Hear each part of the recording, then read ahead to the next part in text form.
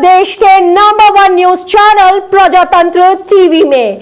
नमस्कार, मैं रश्मि। शुरुआत करते हैं आज के मुख्य समाचारों से। समस्तीपुर भाकपा माले जिला कमेटी की बैठक मंगलवार को शहर के माल गोदाम चौक स्थित जिला कार्यालय में संपन्न हुई। बैठक को संबोधित करते हुए पार्टी पोलित ब्यूरो सदस्य धीरेन्द्र झा ने कहा कि भाजपा कंपनी राज कायम करना चाहती है।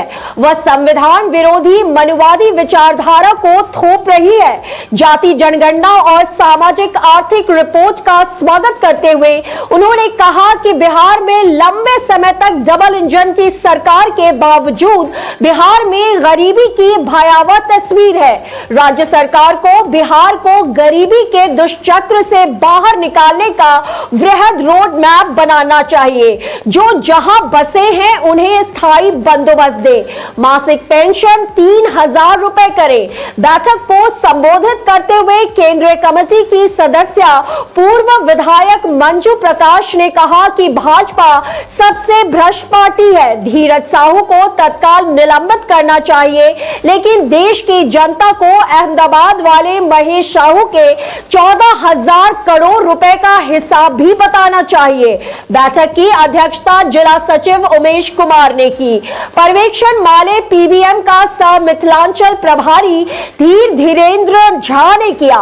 बैठक में पिछले कार्यों की समीक्षा, वर्ष 2023 का लेवी वसूली, पार्टी पत्रिका लोक युद्ध की वार्षिक सदस्यता, जन संगठनों की स्थिति आदि पर विचार विमर्श किया गया। 18 दिसंबर को पटना के मिलर हाई स्कूल मैदान में कॉमरेड विनोद मिश्रा की 25वीं बरसी पर आयोजित संकल्प सभा में प्रखंड स्तर से बड़ी भागीदारी दिलाने, मनरेगा में जारी लूट खसोट के खिलाफ आंदोलन चलाने, मसूमाती, वृद्धावस्था, विकलांग आदि पेंशन 3000 रुपए करने को लेकर आंदोलन चलाने का भी निर्णय लिया गया।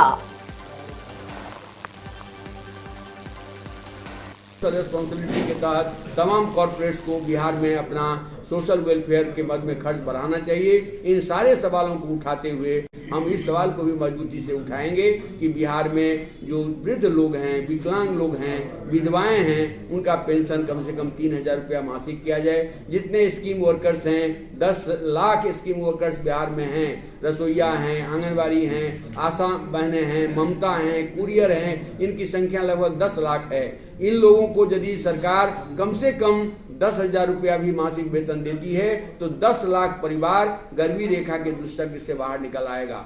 उसी तरह से 67% परिवार बिहार में ऐसे हैं जो एक कमरा के मकान में रहता है, ये टीना, एस्बेस्टस और खपरेल के मकान में रहता है, और यहाँ तक कि माने 17% आबादी बिहार की झुग्गी में रहता है। इसलिए आवास को लेकर के हम लोगों को विशेष पैकेज बनाना चाहिए और मोदी सरकार को घेरना चाहिए, क्योंकि मोदी जी ने कहा था कि 2022 तक हम सबको छत दे देंगे, सबको मकान दे देंगे। इन सारे प्रश्नों को लेकर के, बेरोजगारी दूर करने को लेकर के, शिक्षा का विस्तार गांव और गरीबों तक हो, इसको लेकर के, उस शिक्षा के मामले में बिहार फिसड्डी साबित हुआ है। केवल 6% ग्रेजुएट हमारे बिहार में हैं, उसमें भी दलितों में बहुत कम है, आदिवासियों में बहुत कम है, अति पिछड़ा में बहुत कम है, पिछड़ा में बहुत कम है।